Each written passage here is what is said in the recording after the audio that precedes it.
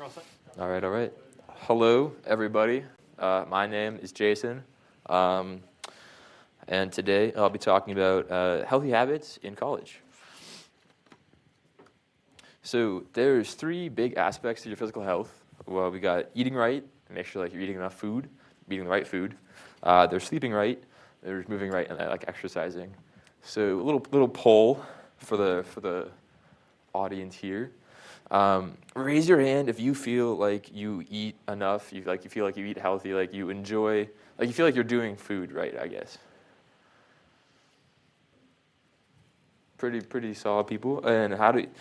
Raise your hand if you feel like you're sleeping enough and you're taking good care of your sleep. And raise your hand if you feel like you're doing a good job exercising. Solid. My answers to these is yes. I think I eat. I think I do a good job taking eating. I do not do a good job taking care of my sleep, but I do exercise enough for my own goals.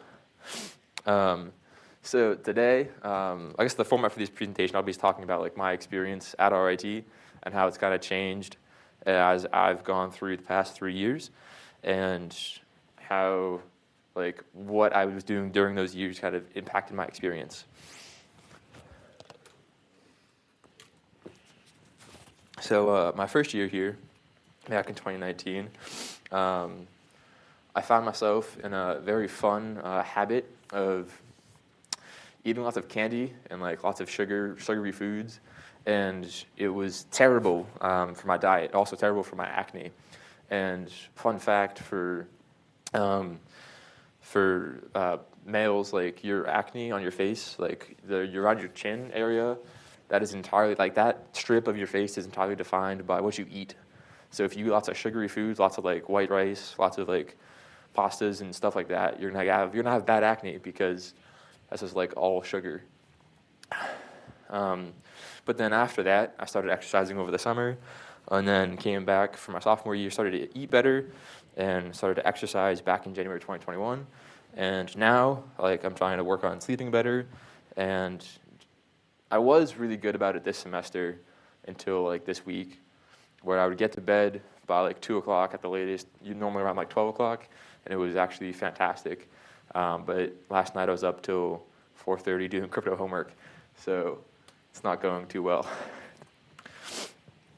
But yeah, so like my first year at RIT was really defined by like I would try to go to the gym, but it wasn't a priority for me, so I never made time for it, and I was just like, I'll do it eventually. And I wasn't eating right.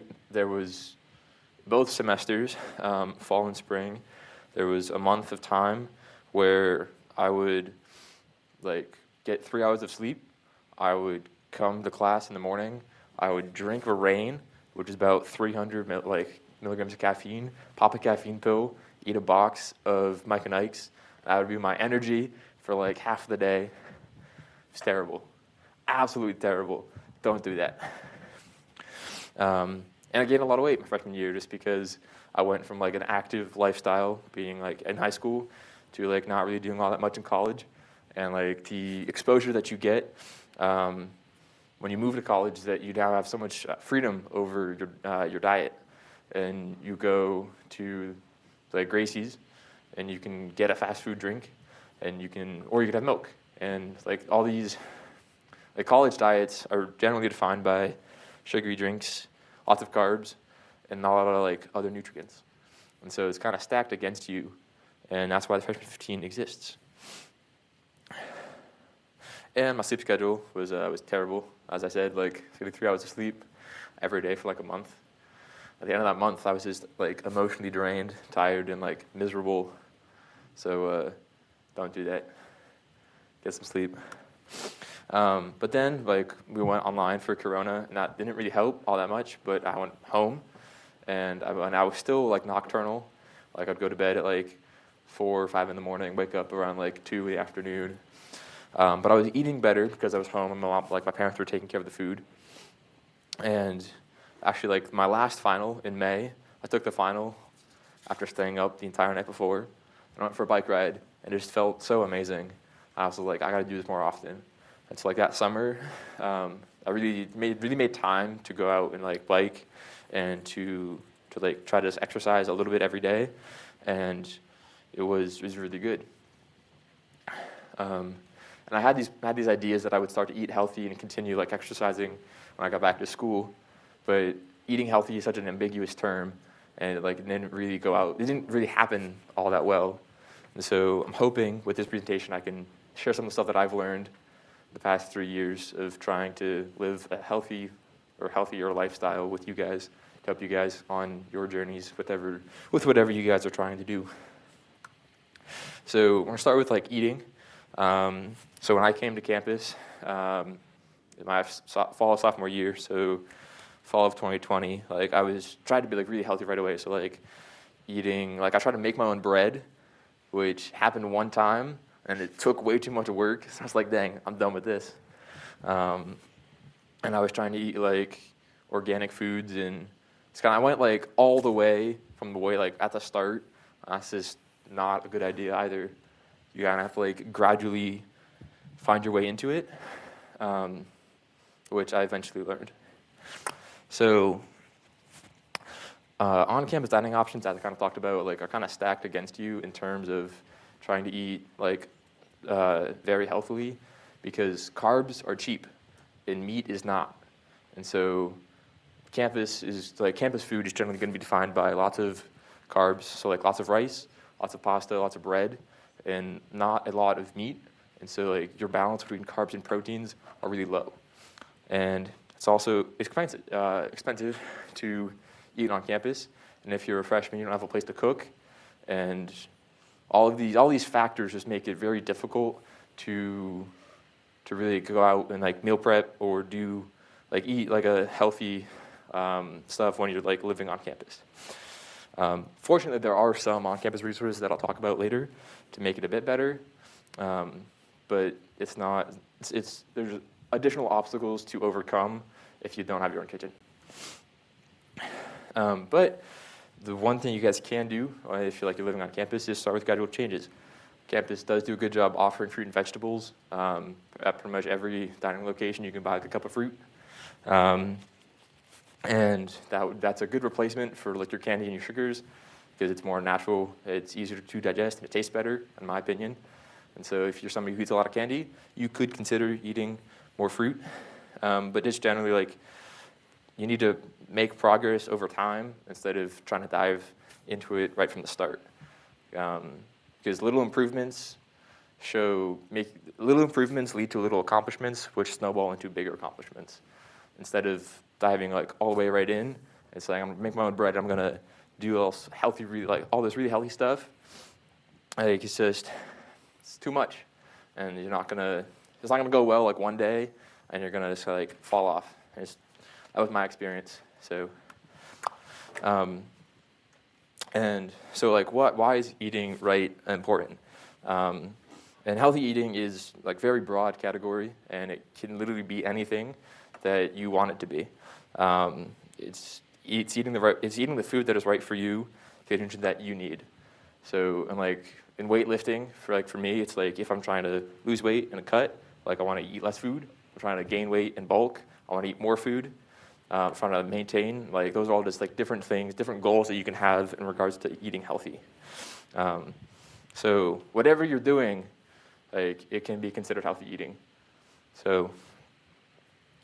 But it's really important to make sure that you are eating the right foods, because food is like one of the biggest things that dominate our feelings and our moods, and like our interaction with other people. Has everybody not been hangry at some point in their life? Yeah, I think everybody knows what hangry is, and like that's the example of like why eating food and like eating the right food and like being happy with what you eat is important. And obviously, there's like a lot of health benefits to eating different foods, or there's a lot of health detriments to eating different foods. But I'm not really going to get into that because I could talk for like 2 hours about that alone. But here's some tips I have for eating right. Do your best to eat balanced meals, so you're incorporating fruits and vegetables into your food. The less processed the food is, generally the healthier it is for you. though it may taste worse. Like, excuse me, white grains versus brown grains. Brown grains are generally healthier and they're more filling because they're less processed. So when you're eating like brown rice, it's generally kind of bigger, and it won't taste as sweet as white rice, but it has less calories in it, and it's just better for your like gut, I suppose, because like the less processed food is, the less like additive chemicals there are in it. And like, ooh, here's a fun thing: diet sodas. The reason why they get away with being diet sodas and like having 0 calories is because they put chemicals in it to give it the same taste, but your body can't actually like process those chemicals, and that's why there's no calories in it, because your body doesn't know what to do with it, so it just comes out in your poop. Fun fact. Yeah, and speaking of like drinking sodas and stuff, like try to drink water over soda and juice. And if you need an energy drink, try to get caffeine and like natural sources like coffee or tea, because it's generally less harmful chemicals in those too. And do your best to meal prep. So often, like who has time to cook dinner every day of the week? I don't see anybody raising their hands. Because cooking food like 7 times a week is hard. And that leads us, when we get to the later half of the week, like we don't want to cook food, so we go out. Or we don't want to spend this time cooking breakfast, lunch, and dinner every day. So that's a lot of time down the drain just to eat food. So when you can, try to cook bigger meals so you have leftovers. So it's like you cook once, and then you have food for 2 meals. You just save some time. And when you have time, try to meal prep before you don't have time. So like cook chicken, or make a sandwich in advance. Stuff like that will help you. It will give you the opportunity to eat healthy when you're on a time budget. And for me, one of my biggest challenges for like losing weight is that I always feel really hungry. And so I'm going to share this stuff with you guys. And it may be your experience that you always want to eat food because you always feel hungry, or you may not be your experience, but this is mine, so I'm going to share it with you guys. So yeah, some tips to feeling more full. Start by eating slow. Your stomach is called like your second brain because it produces like the second most amount of like chemicals to make you feel happy and just make you feel full, like after your brain, obviously. So when you eat slow, you give your stomach more time to produce the signals that make you feel full, specifically leptin, and by taking more time to eat your food, it just works. Also, when you eat with somebody, generally you'll have a conversation with them, and so you'll be talking, you'll be listening, and you won't be focused on only eating your food, and that will encourage eating slow. Also, eating fibrous foods and like brown rice or brown grains are generally make you feel more full because they take more time to decompose, so you feel full for longer. And also just staying hydrated. If you keep your stomach full of water, like feels less empty. And also just being hydrated has a lot of other great benefits. So drink water. And some on-campus resources that everybody can utilize to help them with their food journey. Net Nutrition is a place where you can go to get the stats on all of the food on campus. Little demo time.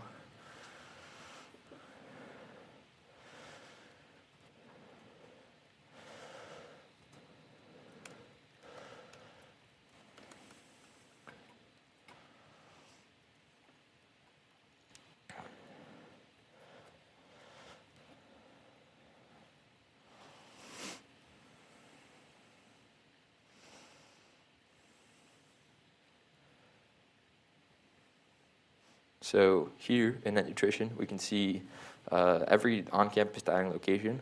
So let's go to salsas, and then you can. The way that they organize it is kind of dumb, in my opinion. But basically, you go through the daily menu. You just kind of like pick what you had, and you just add it to your stuff. which you get like a nice list over here. So I'm just gonna add some random stuff. That's a lot of salsa. Yeah, all the salsas.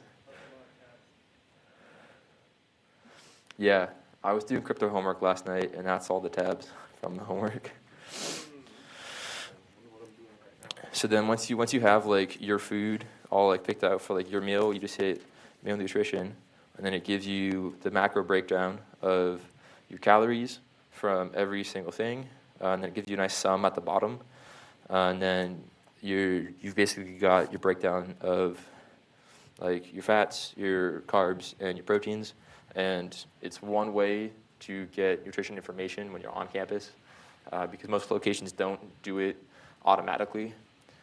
So if you want to be tracking your calories, you want to be tracking your food, like if that's something that you want to do, this is one way to do it on campus.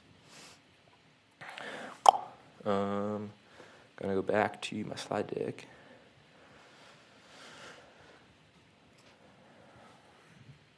There's also a campus nutritionist.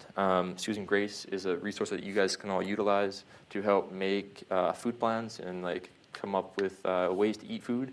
And she's like a good resource on campus to help with dieting and stuff like that. And dieting.rt.edu is just a place to go to get information on menus, times, and other info. Yes. You know that Susan Grace also helps with like psychological eating stuff as well? I did not know that, but that's really cool.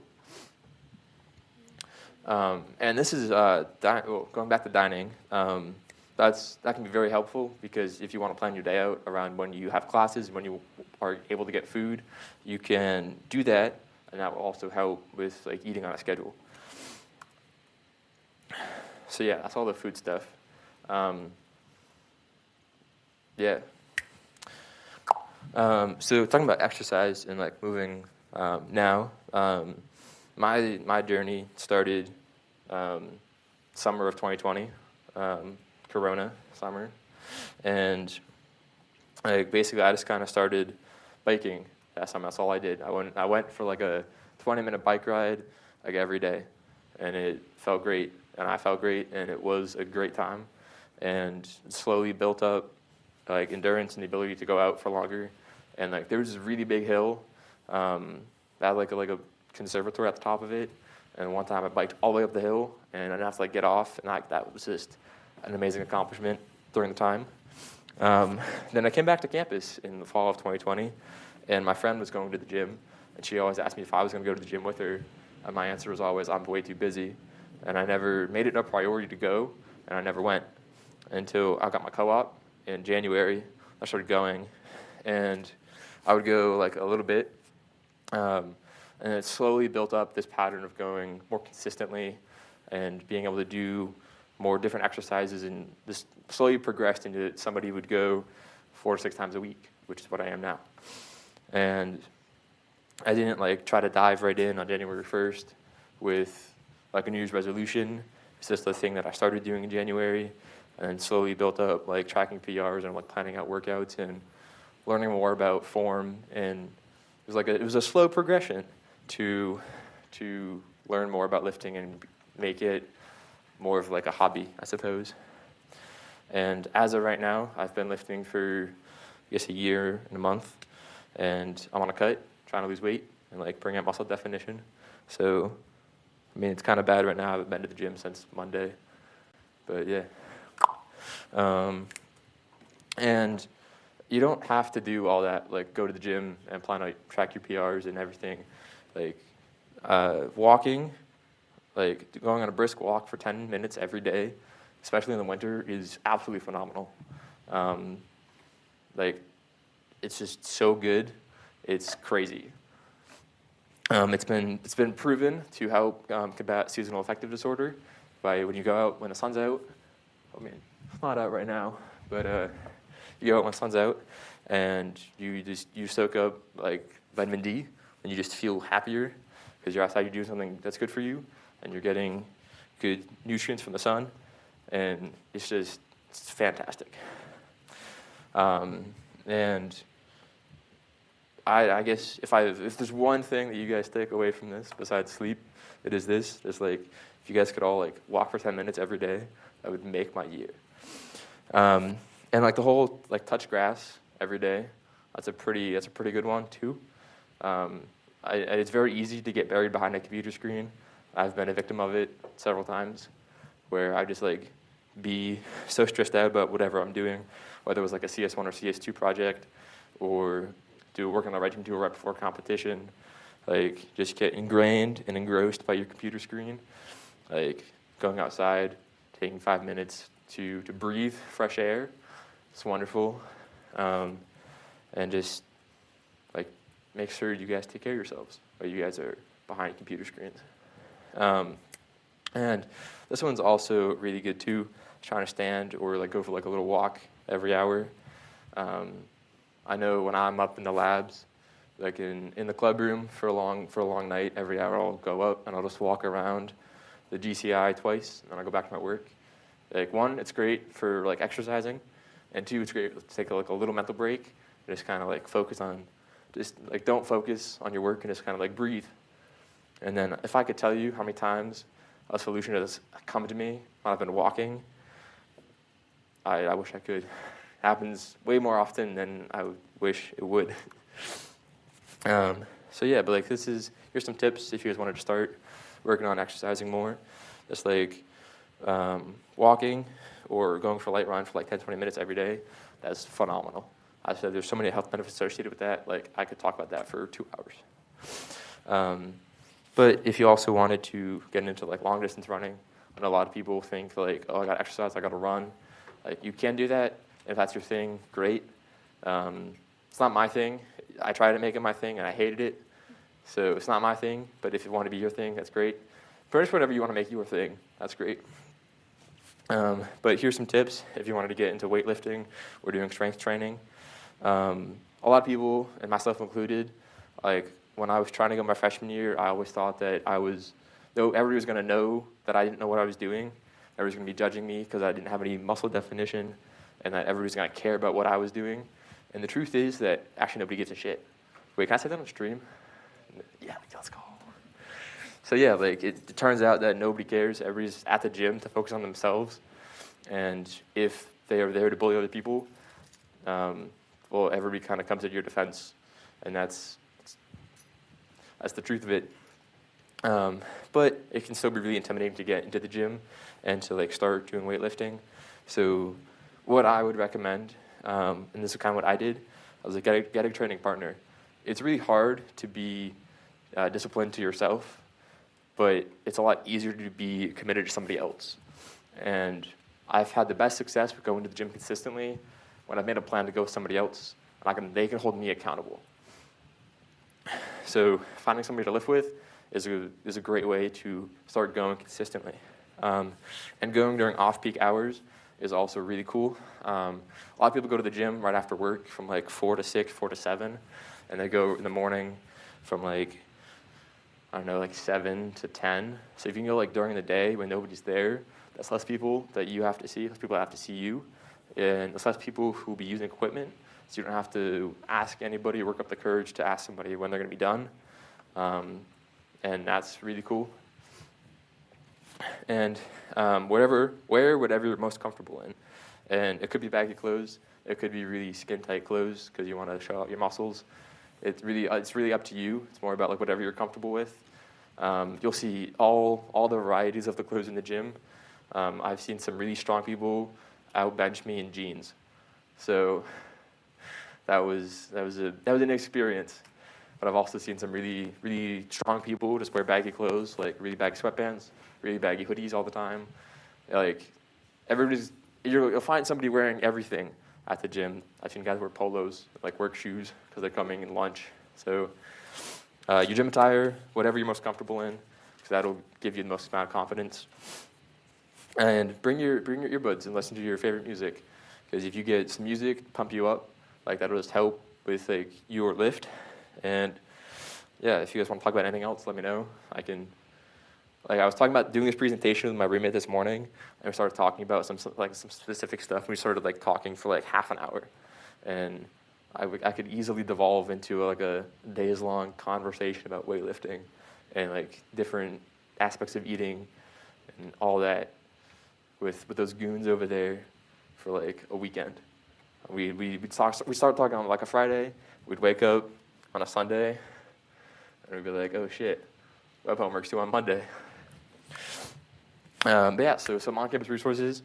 There's the RIT gym, which is open from like 5 in the morning to 11 at night. So pretty much it's open all day long. They've got their gym where you can go and do some strength training. They also have an indoor track if you want to go run. They've got a pool for swimming, that's how I started. I would go to the pool with my friend. We would swim laps. And I did that for like 2 weeks. And I started going to the gym.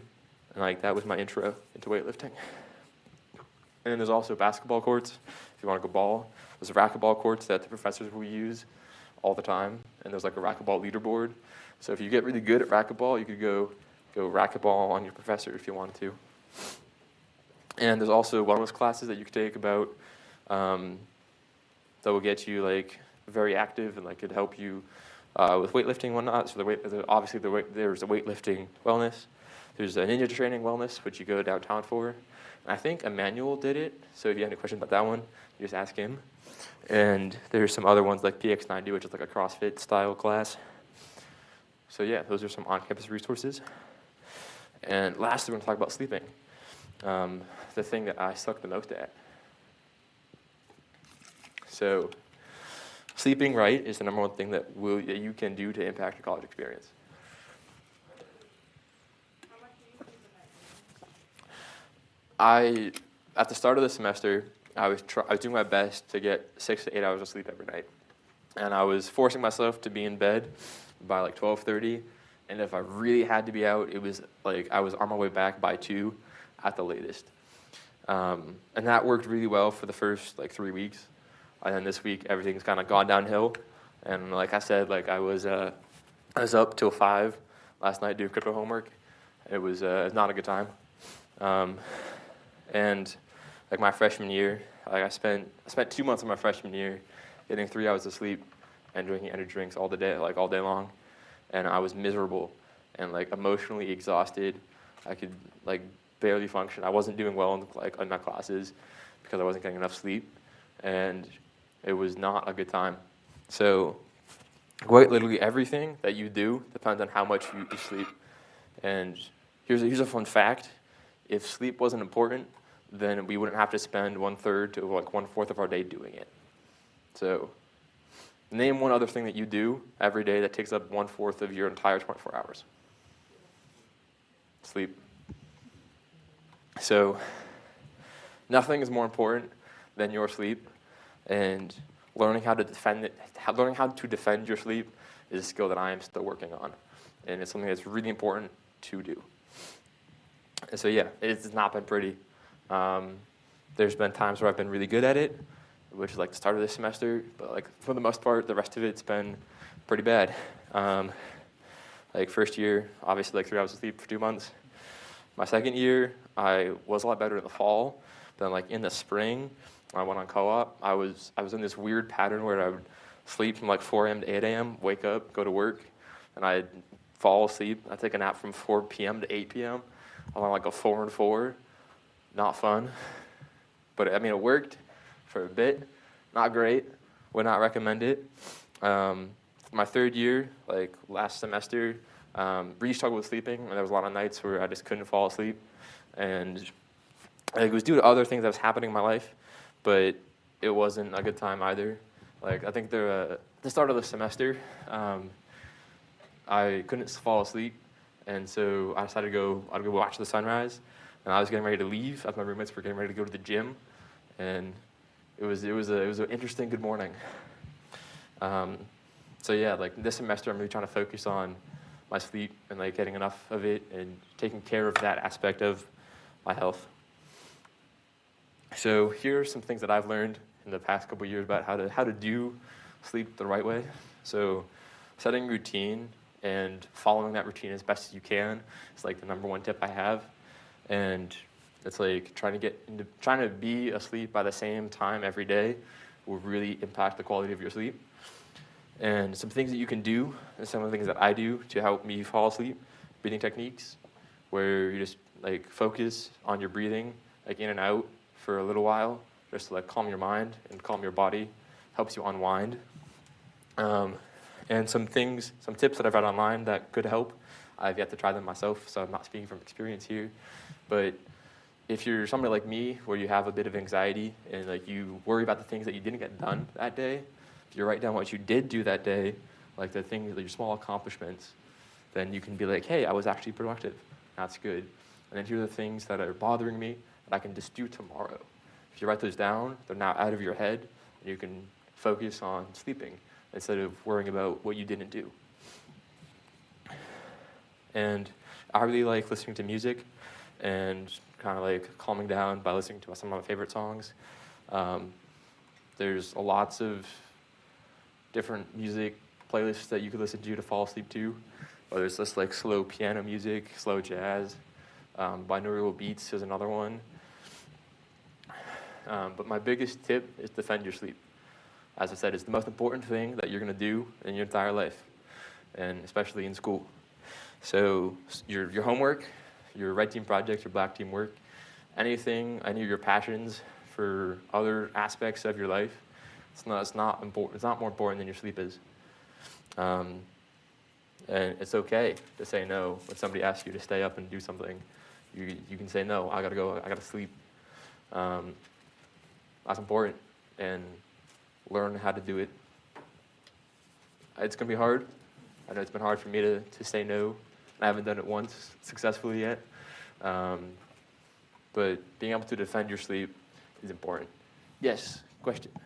Not a question, can I answer that? Sure. I would say, like, you mentioned how you, like, sometimes you didn't really hit your goals, and, like, I also think it's important not to beat yourself up if you fail, because one failure does not mean complete failure. It's just like, I had a bad day. Where was it? Yeah. Yeah. It's really important to acknowledge that we're never going to be perfect every single day. Like last night I went to bed at 5, but I have my goal of being in bed by 2. So I failed. Doesn't mean I'm going to throw all my progress, or I'm not going to go back to trying to be in bed by 2. And like I haven't been to the gym all that much this week, just because I've been busy with classwork and black team stuff. But I'm still going to try to go to the gym later tonight and tomorrow and Sunday. Yes, Nolan. What? There's a gym in my apartment. Yeah. Yeah. It is. Yeah, and there's lots of good resources at the RIT gym. And if you like, I haven't tried this, but I'm sure if you went up to the front desk and you said, "Hey, how can I like do some weightlifting?" They'd be down to give you some tips.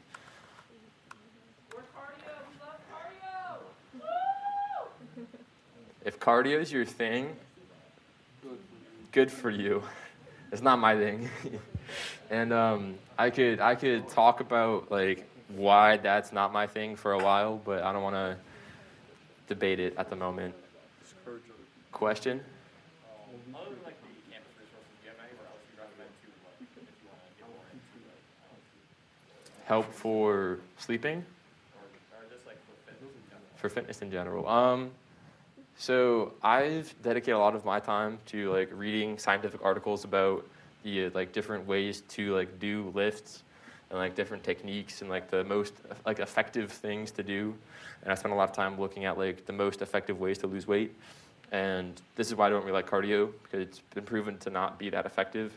But that's been my experience and like stuff that I've read, and everybody else's experience could be different. Yeah? Have a comment? May I have a comment? Sure. Cool. You don't have to run to lose weight. You can run to get those sweet, sweet endorphins and be an adrenaline junkie. Yeah, and that's another really good point, is that I've noticed in my experiences with the gym that it's become a big part of my mental health, and so when I've been feeling down, I'll try to go to the gym, so I can like feel good and like have a reinforcement of like serotonin, as it's called.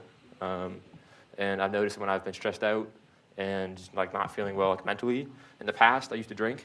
That was terrible.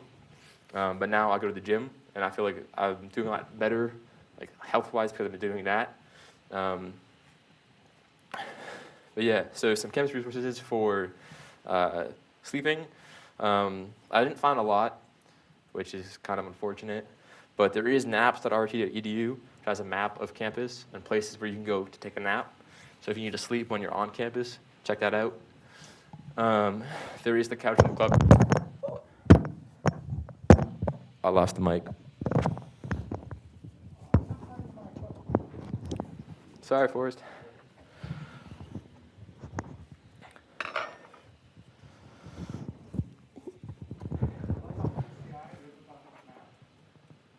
GCI is not on nap.rt.edu.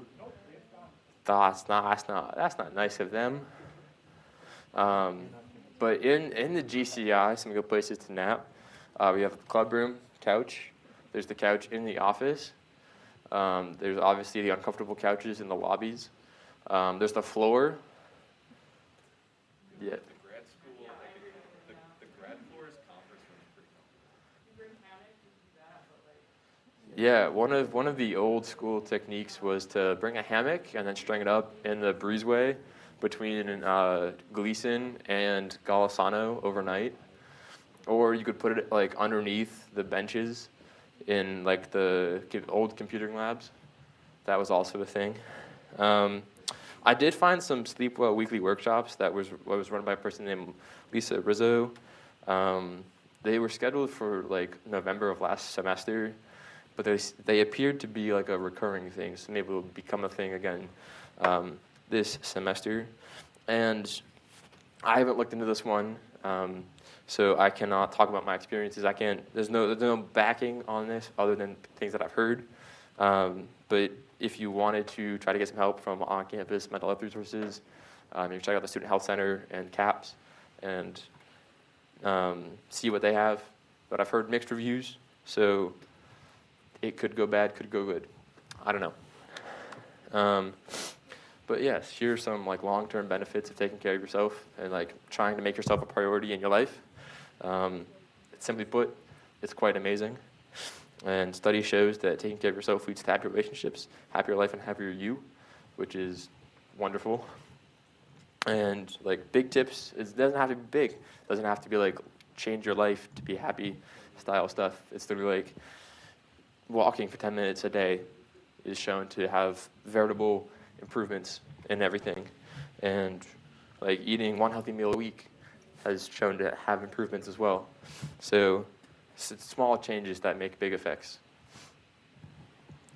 And all of this, it's been my experience that like taking care of myself by going to the gym and trying to eat healthy has improved my self-confidence and like the way that I view myself. And I suspect that it will for a lot of other people too. And studies have also shown that you become more productive when you go to the gym and like you work out for a little bit. And yeah, there's a lot of studies that will link benefits to just a consistent exercise. So if you can, try to do it. Question? Also, exercise Cool. I didn't really know that one, so, but it makes sense. What? Yeah, so the comment was like working out and exercising helps with your sleep because you get more tired. Makes a lot of sense when you think about it. So here's my words of advice for everybody. It takes a lot of time. Like I started in my journey for like a more healthier life back in the summer of 2020. And just now am I actually like tracking all of my calories and tracking my macros and going to the gym consistently and trying to sleep right. It's been like 2 or 3 years of small improvements that have got me to this point, and that's okay. And I would really recommend starting small and building upon small success and getting a snowball going instead of trying to make drastic life changes tomorrow. So it's really easy to say, I'm going to do all this healthy stuff tomorrow, and then when it comes tomorrow, you don't do any of it, and then because it was too much. And that happens way too often. But if you start with something small, like I'm going to eat 1 apple tomorrow, that's really easy to do. It's a small thing to get the snowball rolling. And it's okay if you don't do everything that you wanted to do that day, or you have a bad day where you don't go to the gym, or if you don't get to bed early, or you don't eat healthy that one day. Like, don't beat yourself up over it. And it's really easy to beat yourself up over it because you think you have to be perfect with your diet, you have to be perfect with your gym. You don't. And small successes is how we get the ball down the road. And it's really about consistency. Like, doing one thing every day and spending 5 minutes eating an apple every day is good. And it's like building upon small success and having the consistent success that will get you to where you want to be. And this one's just my personal experience. There's a saying that if you want to go fast, you go by yourself. But if you want to go far, you got to take somebody with you. And if you get somebody on board with your plans to live a healthy lifestyle, you can hold each other accountable, and you'll see better results. So, if you guys have any questions, I'll take those now. Yes, Claire. Is hugging trees good for you? Yeah, you gotta connect with Mother Nature. Like, touch grass, hug a tree. It's kind of like appreciate and enjoy your surroundings.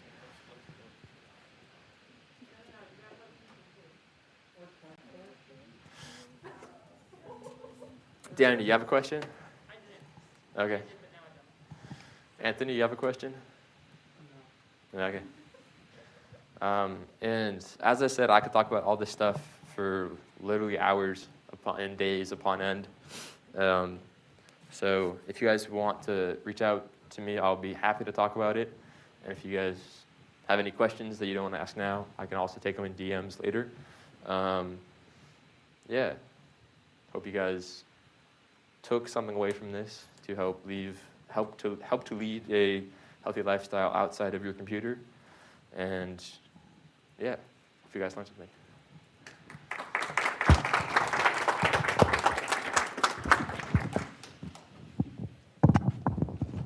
Alrighty, thanks, Jason. Oh, that's loud. Wow. It is loud.